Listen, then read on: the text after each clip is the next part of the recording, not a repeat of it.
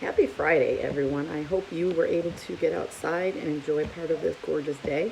I just got back from taking my dogs for a walk in the woods, and it was gorgeous. But here I am back to share another story from Sideways Stories from Wayside School.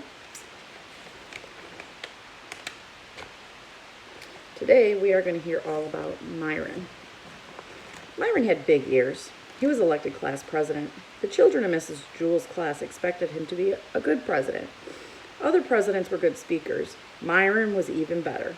He was a good listener. But he had a problem. He didn't know what a class president was supposed to do.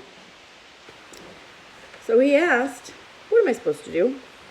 "It's a difficult job," said Mrs. Jewell, "but you can do it. You must turn the lights on every morning and turn them off at the end of every day." "What?" asked Myron.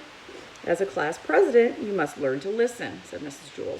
"I'll repeat myself only one more time.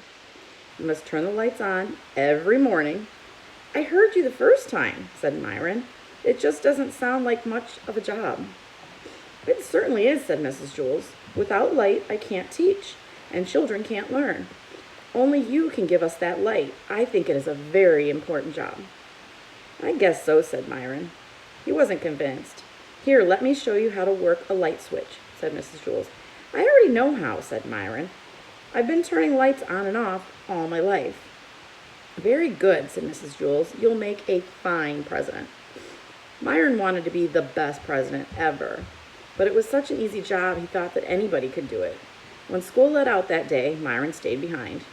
He turned out the lights by flicking the switch down. "Excellent," said Mrs. Jewell. On his way home, Myron heard a horrible noise.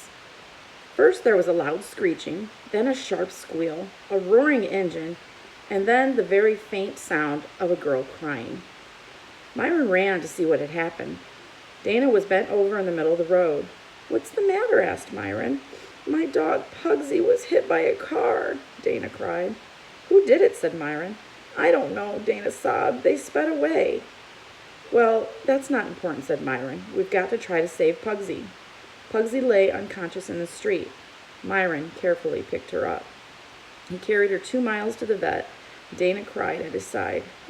"Don't worry, Dana," said Myron. "She'll be all right," but he wasn't sure what to do. He gave Pugsy to the vet, walked Dana home, then walked himself. Dana was so upset that she forgot to thank him. Myron didn't mind.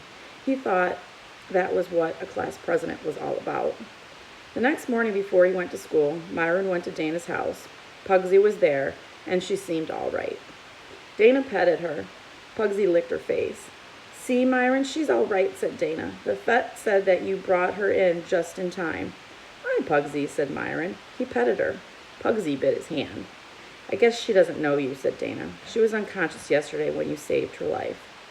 Dana's mother put some medicine and a Band-Aid on Myron's hand. Then she drove the children to school. They were late. They ran up the stairs to Mrs. Jewell's class. The room was completely dark. "It's about time you got here, Myron," said Mrs. Jewell. "We have no lights." "Why didn't somebody else just turn them on?" asked Myron.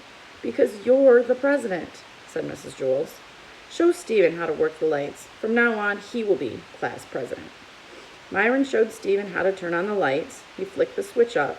At the end of the day, Myron showed Stephen how to turn the lights off. He flicked the switch down. After a week, Stephen finally caught on. He made a good president. The lights were on every morning. Myron, who was president for only a day, was the best president in the history of Wayside School. It was just that nobody knew it. Well, that is our chapter for today. I hope everyone has a wonderful weekend, and I will see you back here on Monday. Have a good one.